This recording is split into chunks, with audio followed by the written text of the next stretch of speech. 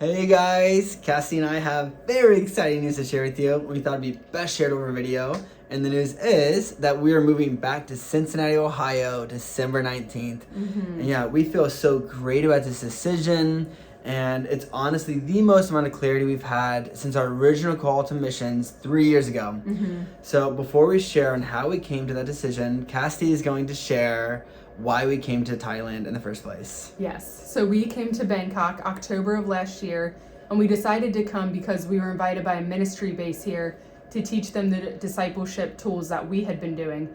And it felt really right for our family to come here. We were excited to see what Southeast Asian culture would feel like as a family of three. And many of you know we felt really called to Indonesia, but they were actually closed at the time. However, they are open now, but we feel that that directional word for Indonesia is for some time in our future, and we're holding on to that word with excitement. But back to Bangkok, we committed to working with the ministry base here for 3 to 6 months. Well, roughly 2 months into our time here, it was going so great. Many of you saw all the amazing stories on our newsletter, so much fruit, just so much goodness. But at the same time, it was very challenging for me. I was dealing with a lot of anxiety and just going through hard days. And I think a lot of that was being a new mom in a foreign country. And then another big portion of that was probably just spiritual warfare. And so we did so much praying and processing through that hard time. And we felt that although it was hard for me, we don't feel that this is an invitation from the Lord to go back to Cincinnati yet. We wanted to persevere and continue and finish strong and stick to our commitment of 3 to 6 months in Bangkok. So that was just what we did. We did 5 months, and then we decided to do a trip back home in March and April for our daughter's first birthday this year. And so while we were back in Cincinnati, we did more praying and processing about what to do next. And we were meeting with mentors and counselors and close friends. And we felt that although it was a really challenging season for me, and some of it I didn't want to revisit, but at the same time we felt like we should actually go back to Bangkok and continue our discipleship relationships that we had started. And so that was what we decided. We wanted to give about 6 more months to Bangkok. And so upon coming back to Bangkok, we did a lot more praying and thinking, and we were trying to pray for a 2-year plan to start January of next year. We wanted something to work towards, and we knew Bangkok was not our long-term goal. And while praying, I started to realize that I came to the conclusion that in this season of my life, I didn't feel that I had the grace on my life to be a mother overseas. And that was kind of tough to process that, but I feel that I would have been lying to myself if I didn't admit these tough emotions I was going through mentally and spiritually with being a mom overseas. And so that felt good to start to talk about that as a couple and continue to pray for, okay, well, what's the next plan, Jesus? And after thinking through all that, Jesus gave me such a thorough plan on my birthday in August. But before I share that plan, Josh is going to just share our vision statement with you guys again. So our vision statement is to serve unreached people groups through boldly sharing the gospel, making disciples that make disciples, equipping everyone in the gifts of the Holy Spirit, and empowering local believers to lead. So why we thought it'd be a good opportunity for us to share our vision statement is while Cassie is sharing what Jesus spoke to her on her birthday, you'll see how well our vision statement and what Jesus spoke to us correlates together. So now Cassie's going to share what Jesus spoke to her. So on my birthday, Josh booked me a 4-hour spa service. It was very nice.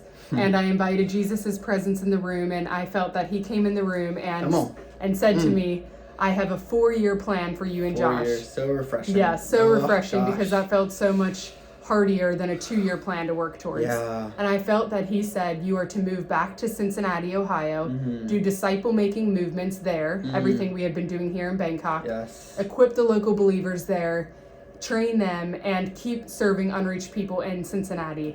And after 1 year of being back in Cincinnati, once 2025 starts, we'll start doing about 2 2-month trips overseas each year. So roughly spend 3 to 4 months overseas and go back to the unreached people groups and take people with us. And that just felt like so our hearts to do something like that. And it was just so sweet how clearly I felt he spoke to me. And he said so much stuff to me about Cincinnati and what he wants us to do, but I just wanted to share 3 of my favorite things that he said. I felt that he said, you will be a sweet fragrance in desolate places. We will be the hands and feet of him who sent us, and we will be on call for his call. And this just felt yeah, like I said, just such a sweet plan from Jesus, how clear he spoke to me. And although we felt so excited, like, okay, this makes sense, at the same time, we felt like just sad. We were mourning leaving Bangkok because, like we said, it's been so beautiful here, even though it's been challenging. We feel like we were just adapting to the culture, and we were really in the flow of things. Yeah. And it felt like backwards to go into the 1040 Right. window, then be taken out of the 1040 window. It almost felt like a downgrade. But Jesus has spoke to us so much and corrected those thoughts, honestly. And although we're going into America with very excited hearts for the next season, we're also, mourning our time here. But Jesus has confirmed so much with this plan, and we're excited to share some of that too with you guys. It reminds me so much of Paul in Acts 16 when he's looking for direction from the Lord. And he's going to go to Asia and maybe to another area too. But it says the Holy Spirit prevented him from going. And then in that time, Paul had a dream, and in this dream, a guy from Macedonia came up and said, Paul, would you come to the church of Macedonia and train us and teach us? And, lo and behold, he went to Macedonia and did exactly that. And I just love the correlation of that and what Jesus spoke to Cassidy. It's just totally Jesus, you know? Yeah. So that was huge. And then, So encouraging. So encouraging. Yeah. So there were around 6 big confirmations that happened all within 2 weeks of Jesus's first time speaking this to Cassidy. And we thought we would share the 2 that stuck out to us the most. 2 weeks after Jesus spoke this to Cassidy, we had a team from America come visit us. And one of the guys here, he asked us, so what are your guys' plans for next year? And we told him, we're going to go back to America. We're going to do the same thing we're doing here in America. And this guy was a well-seasoned believer. He's pastored a handful of churches and in his 60s. And he just felt like Jesus started to speak to his heart. And he started to share what he felt like what Jesus was saying to him about us. And so when Jesus spoke to Cassidy, he spoke 42 things to Cassidy. She wrote them all down. It was great. And this guy, if we were to cross-reference them, around 70% of what Jesus spoke to Cassidy, he spoke to this guy. Yes. And some of it was like weird stuff that didn't, some of it was word for word and just... Like, how would he know that? How would he know that? Yeah, random, very random.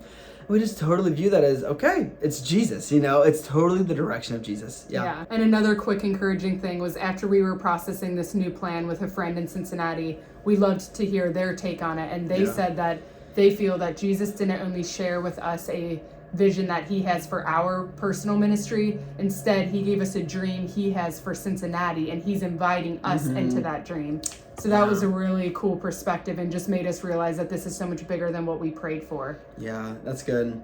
And then another confirmation is that while Jesus was speaking to us, the Gowins, about this, he was also speaking to another family from Cincinnati, Ohio, the Cochrans.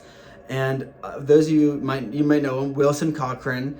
Him and his family have decided to pursue a disciple-making movement in Cincinnati, Ohio, and he is actually stepping down from his pastoral role at Veer Northwest for him and his family, him and Jen, to pursue this with us. So we are going back to Cincinnati with an already established team. Yeah. And that's totally the direction of Jesus. And we're just so honored to be a part of it. Yeah.